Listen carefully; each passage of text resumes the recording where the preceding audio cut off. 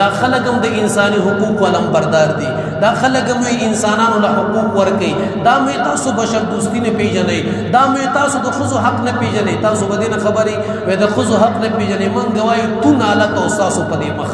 تو ناله تاسو په دې خبرو باندې چې تاسو د خزو د حقوق چغې خووي خو یو مسلمان تاسو په جیل کې بندیوانه ده د هغې د نفس سره تاسو لوبې کوئ د هغې د شریعت سره لوبې کوئ د هغې د مذهب سره لوبې کوئ د هغې د پیغمبر پورې خندا او ملنډې کوئ د هغې د اسلام پسې ملنډې خنداګانې کوئ چېرته دې د ښځو حقوق که نه دا خو م یوه ښځه ده دا خو م یو انسانه ده دا خو م حق لري دې دپاره ستاسو هغه علمیه نشته دی دې دپاره ستاسو شعار نشته دی دې دپاره ستاسو چغه نشته دی خو که په اسلامي دنیا کې په اسلامي ښارونو مملکتونو ملکونو کې چېرته یو معمولي غوندې نقطه په لاس ته راغله بیا ټول کافران په یوه خوله باندې لګیا یې چې د ښځو حقوق د خپو لاندې پیمال دي او دلته ښځو ته حقوق نه میلاویږي او دلته دا نه کېږي دلته هغه نه کېږي تاسو خو حقوق منئ تاسو خو دنیا ته وایئ چې موږ د انسانیت حقوق منو موږ د ښځو حقوق منو چېرته دي ستا د ښځې حقوق چېرته دي هغه حقوق چې ته ښځې له ورکې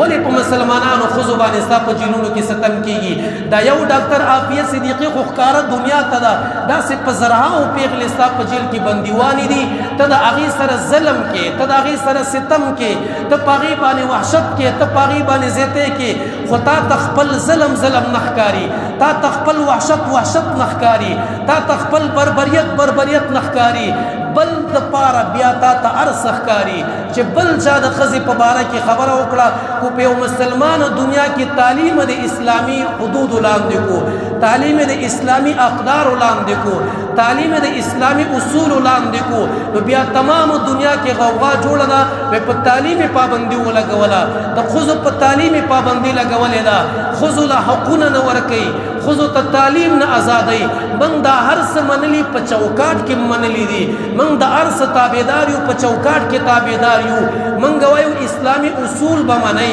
اسلامي اقدار به منئ موږ ته چې د ښځو په تعلیم دومره پیغور راکوئ دومره چغې سورې ووئ دنیا را باندې خبروي ستا په جیلونو کې چې په زرهاو مسلمانې پیغلې دي ولې هغه ښځې نه دي ولې هغې حقوق نه لري ولې هغې د رعایې حق نه لري ولې هغې د ازادۍ حق نه لري ولې هغې خاندان نه لري ولې هغې مور و پلار نه لري ولې هغې د تعلیم حق نه لري ولې هغې دا حق نه لري چې په ازاده فضا کې ژوند تېر کړي خو چې د اسلام دښمنۍ ته دې غاړه ایښې ده مسلمانه تم د هغې په صف کې ولاړې مسلمانه تم د هغې د فکر غلامې مسلمانه تم د هغې د نظریې غلامې تم د هغې د سوچ غلامې چې هغه وایي په مسلمانه دنیا کې مسلمان ملک کې په مسلمانه ښځه تعلیم پابندي ده ته ورته ووایه ستا په ملک کې په جیل کې پرته ده ته پې ظلم او ستم کې ته هغه رها که موږ د ښځو حقوق منلي دي موږ یې تعلیم منو موږ یې تربیت منو موږ یې هر قسمه حق منلی